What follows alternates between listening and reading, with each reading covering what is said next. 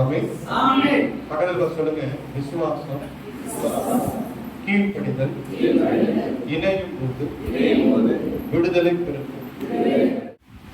உன் சுய புத்தி, உன் பண பலம், உன் ஆட்கள் பலம், உன் அதிகாரத்தின் பலத்தினால ஒரு பிரச்சனையை நீ முடிக்கலாம்னு நினைச்சேன்னா அந்த பிரச்சனை இன்னும் பெருசாகவே தவிர அது சின்னதாவாது. அதை சொல்ல வேண்டிய நபர்கிட்ட நம்ம சொன்னா அது சின்னதா மாறி அது அப்பவே அந்த காரியங்கள் முடிஞ்சிருக்கும். கீழ்ப்படிதல் சொல்லுங்க. கீழ்ப்படி. என்ன நடந்தாலும் ஏது நடந்தாலும் தேவன்கிட்ட சொல்லணும். என்ன நடந்தாலும் ஏது நடந்தாலும் தகவல் தாய்கிட்ட போய் சொல்லணும். அதான் கீழ்ப்படிதல். கவனமா பண்ணுங்க. இன்னைக்கு கவனமா கீழ்ப்படிதல் என்பது ரொம்ப ரொம்ப அவசியம். கீழ்ப்படிதல் இல்லாமல் எதையும் பெற்றுக்கொள்ள முடியாது.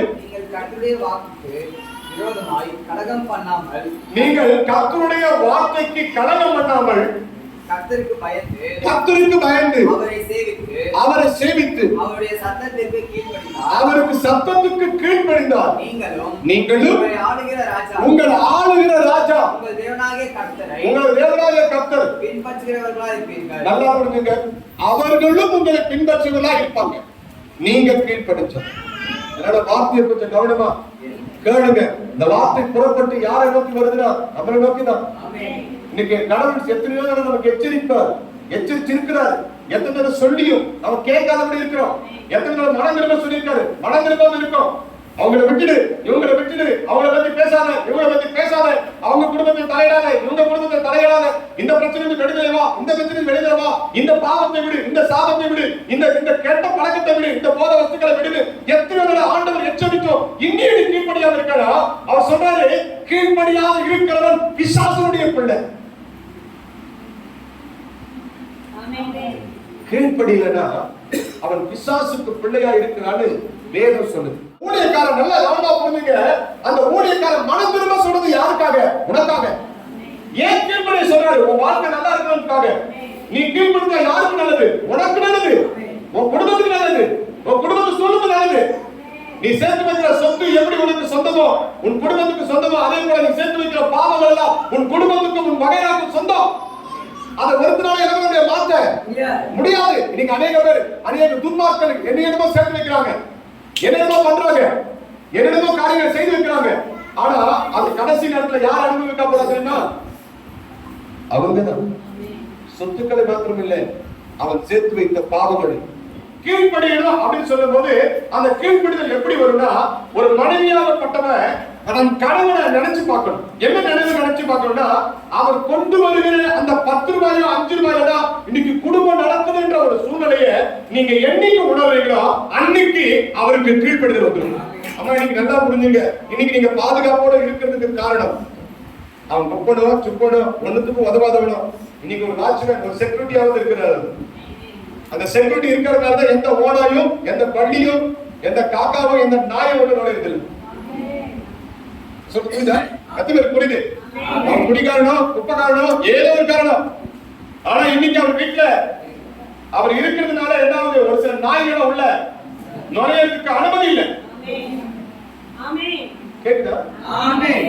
அவர் சம்பாதித்து கொண்டு வருகிற பணத்துலதான் இன்னைக்கு நீங்க சுகமா ஏசி போட்டு படுக்கிறீங்க, ஃபேன் போட்டு படுக்கிறீங்க, இன்னைக்கு டிவியை போட்டு நாடகம் பாக்குறீங்க. புரியுதா? இன்னைக்கு கொண்டு போய் அநேகருடைய ஃபங்க்ஷன்ல எடுத்து போய் மொய் வைக்கிறீங்கன்னா அவருடைய அந்த பணமும் இருக்கின்ற ஒரு நினைவு உனக்கு இருந்துச்சுன்னா நிச்சயமா சொல்கிறேன், கணவன் என்கிற ஒரு மரியாதை நீங்க கேட்க வேண்டியதில்லை, உணர்வுன்னு ஒண்ணு இருந்தா ஆட்டோமேட்டிக்கா வந்துடும். என்ன பண்ணுங்க? ஒரு சிலர் சொல்றாங்க, மனசு ரொம்ப நல்லா இப்பதான் பார்த்தேன், நான் நிறைய வச்சுக்கல சொல்ல முடியல, இப்பயாவது நீங்க சொல்லுங்க. அம்மா கேக்குதா? இன்னைக்கு கவனமா கேளுங்க. இன்னைக்கு அநேகர் நாயை விட மோசமா கணவனை நடத்துறீங்க. தேவன் பார்த்துட்டு இருக்கிறாரு. இன்னைக்கு அவங்களால உங்களுக்கு எல்லாம் கிடைக்குதுன்றத நீங்க புரிஞ்சுக்க மாட்டீங்க. அவங்க அங்க போய் அவமானப்பட்டு, அசிங்கப்பட்டு, நிந்தனைப்பட்டு, அடிபட்டு, உதவட்டு ஏதோ ஒரு காரியத்தை சம்பாதித்து உங்களுக்கு கொண்டு வர இவ்வளவுதான் அப்படின்னு சொல்லி உதாசனம் பண்ணி தூக்கி வந்து போட்டீங்கன்னா அவர் உள்ள உடைஞ்சிடும். பரவாயில்லங்க, இதை வச்சு நம்ம குடும்பத்தை நடத்தலாங்க, பாத்துக்கலாங்க அப்படின்னு சொல்லி ஒரு தைரியத்தை சொன்னீங்கன்னா அந்த தைரியம் என்ன தெரியுமா பண்ணும்? இன்னும் அவர் இன்னொரு ஷிஃப்ட் செய்ய வச்சு இன்னும் பணத்தை அதிகமா கொண்டு வர நிச்சயமா நீங்க சொல்ல வேண்டியது இல்லைங்க, அவரே உழைப்பார். எப்படி ஒரு கணவனை அன்பா வச்சுக்கணும்னு மனைவிக்கு முதலாவது தெரிஞ்சுக்கணும். சொல்லுங்க, கேக்குதா?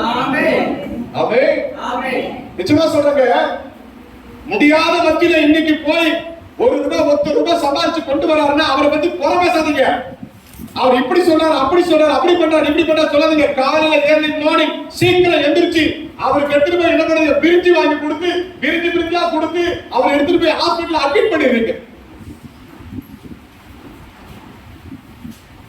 கேக்குதா? ஒரு சில மனைவி மாறலாம். நான் சொன்னது எல்லாரையும் சொல்றேன். ஒரு சில மனைவி இன்னும் மனம் திரும்பாம இருக்கீங்க. இன்னும் பெட் காபி 9 மணிக்கு மேலதான் எழுந்து குடிச்சிட்டு இன்னும் பெட் காபி தான் இருக்கீங்க. பெட்டை விட்டு எழுதுங்க. இன்னும் தூங்குவோம், இன்னும் கொஞ்சம் தூங்குவோம், இன்னும் கையை முடி கொஞ்சம் தூங்குவோம்னா உன் வறுமை, உன் தரித்திரம் உன் வீட்டில இருக்கும். அது மாறாது, அதை மாற்ற முடியாது. முதலாவது கீழ்ப்படிதல் எங்க வேணும்னா வீட்டுல தான் வேணும். ஒரு மனைவிக்கு ரொம்ப ரொம்ப முக்கியம். நீ எவ்வளவுதான் கோடியா சம்பாதிச்சாலும் உன் கணவனுக்கு நீ மனைவி என்பதை நீ மறந்துடாத. நீ என்னதான் கோடியா சம்பாதிச்சாலும் உன் பிள்ளைகளுக்கு தாய் என்பதை நீ மறந்துடாத. உன் கடமை உன் வீட்டில் செய்ய வேண்டியது, உன் பிள்ளைகளுக்கு செய்ய வேண்டியது. நீ அங்க போனாலும் இங்க போனாலும் என்னதான் பண்ணாலும் ஊட்டி வளர்ந்தாலும் ஓ பெத்த பிள்ளைதான் நீ விழுந்து கிடக்கும் போது உன்னை தூக்குவானே தவிர ஊரா பிள்ளை வந்து தூக்க மாட்டான். சொல்றது புரியுதா? இன்னைக்கு எட்டி மிதிப்பா, ஒரு நாள் எட்டி மிதிச்ச காலை ஒரு நாள் அவனை அமுப்பான். அவனுக்கு கால் வலிக்குதான் சொல்லுவான். அப்பா அவனுக்கு கால் வலிக்குதான் ஒரு நாள் சொல்லுவான். இன்னைக்கு உங்களுக்கு இந்த மாதிரி இருக்கலாம். அவன் ஒரு தகப்பன் தாய் ஸ்தானத்துக்கு வரும்போது அப்பா அவனுக்கு புரியும் தகப்பனுடைய வழி என்ன, தாயுடைய வழி என்னன்னு அப்பா அவனுக்கு புரியும். இப்ப புரியாது. இப்ப புரியாத வயசுல போய் என்ன புரிய வைக்கலாம் முயற்சி பண்ணா அது சரிப்பட்டு வராது. சீக்கிரம் உட்கார். கர்த்தர் நல்லவர். கேக்குதுங்களா? கர்த்தர் கேக்குது. தாய், ஒரு தாயாகப்பட்டவள் நிச்சயமா ஒரு தகப்பன் தான். நல்லா புரிஞ்சுங்க. இன்னைக்கு நீங்க ஆரோக்கியமா இருக்கிறதுக்கு முக்கியத்துவ காரணம் அவங்கதான். சுகரை கொஞ்சம் அதிகமா போட்டா ஐயா 60 வயசுக்கு போறது 20 வயசுல காலி. உப்பு அதிகமா போட்டாங்கன்னா அளவோட போட்டு அதுல அன்பும் சேர்த்து உங்களுக்கு கொடுக்கிற அந்த அன்பு நிறைந்த அந்த ஆகாரத்தை சாப்பிடும் போதெல்லாம் என் மனைவியை போல வேற எந்த மனைவி வரமாட்டா, எந்த மனைவி பார்க்க கூடாதுன்ற நினைப்பு இருக்கணும். நீ சம்பாதிக்கிற உனக்காக பாடுபடுகிற உன் குடும்ப ஞாபகம் இருக்கிறதே தவிர வேற எந்த மகளை குறித்தோ எவளையும் குறித்தோ ஞாபகம் இருக்கக்கூடாது. அப்படி இருக்கணும் கீழ்ப்படிதல். என் கணவனுக்கு என் மனைவிக்கு அப்படின்னு சொல்லி என்ன பண்ண, கணவன் மனைவி விட்டு கொடுக்காதபடி வாழ்க்கை வாழணும். மனைவியாகப்பட்டவள் கணவனுக்கு அடங்கியிருக்கணும். வேதம் சொல்லுது. இன்னைக்கு வேதம் சொல்றபடி வாழ்ற வாழ்க்கை இன்னைக்கு கம்மிதான். நீங்க பைபிள் அதிகமா படிக்கிறாங்க ஆனா அதபடி வாழ்றது இல்ல. ஆனா வாழணும்னு ஆண்டவர் சொல்றாரு. இன்னைக்கு தலையா கிறிஸ்து. நல்லா புரிஞ்சுங்க. ஒரு கணவனுக்கு தலை கிறிஸ்து, ஒரு மனைவிக்கு தலை கணவன். வாடா போடவும் கூப்பிடக்கூடாது, பேர் வச்சு கூப்பிடக்கூடாது. என் ஆண்டவனே கூப்பிட்டாங்க, என்னை ஆளுகிறவனே கூப்பிட்டாங்க. இன்னைக்கு பேர் வச்சு கூப்பிடுறோம். வாடா போடான்னு சொல்றோம். மரியாதை கனம் இல்ல. கேக்குதுங்களா? கேட்டா சொல்றாங்க செல்லமா கூப்பிடுறேன்னு சொல்றாங்க. ஐயா என்னமா கூப்பிடுறாங்க? செல்லம். இது வரைக்கும் சாதாரணமா ஆபரே ஆபரேகமன் கூப்பிடல, கூப்பிடல. என் ஆண்டவன். நீ சொல்லுங்க, சத்தமா சொல்லுங்க.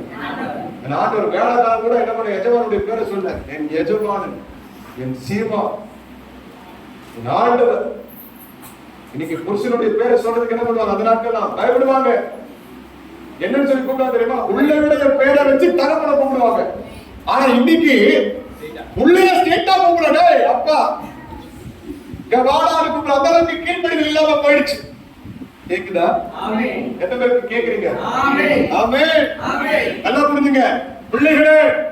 இன்னைக்கு நீங்க போட்டிருக்கீங்க ஷூ, பேண்ட், பேக், தூக்கி போற புக்கு, இன்னைக்கு படிக்கிற ஞானம், இதெல்லாம் எவனோ ஒருத்தர் ரோட்ல போறவன் கொடுக்கல.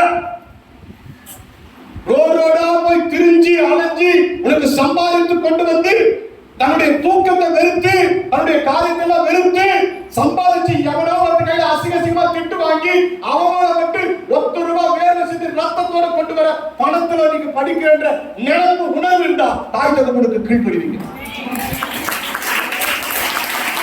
கேக்குறீங்க? விசுவாசிக்கிறீங்க? இன்னைக்கு நல்லா கவனிங்க. இன்னைக்கு வளர்ந்துட்டே எனக்கு மீசை வளர்ந்துச்சுன்னு சொல்லாத. இந்த மீசை வளர்றதுக்கு முன்னாடி அவங்க எத்தனையோ ஆசைகளை உனக்காக எல்லாத்தையும் விட்டுட்டு வந்த தாயும் தகப்பனையும் நட. முதலாவது உன் தாயும் தகப்பனுக்கும் கீழ்ப்படி. வேதம் சொல்லுது, காண்கிற இடத்துல அன்பு கூடாதபடி காணாத இடத்துல அன்பு கூர்ந்து என்ன பண்ண போறீங்க? இனி என்ன செய்ய போறீங்க? கவனமா கேட்கிறீங்கன்னு நான் விசுவாசிக்கிறேன்.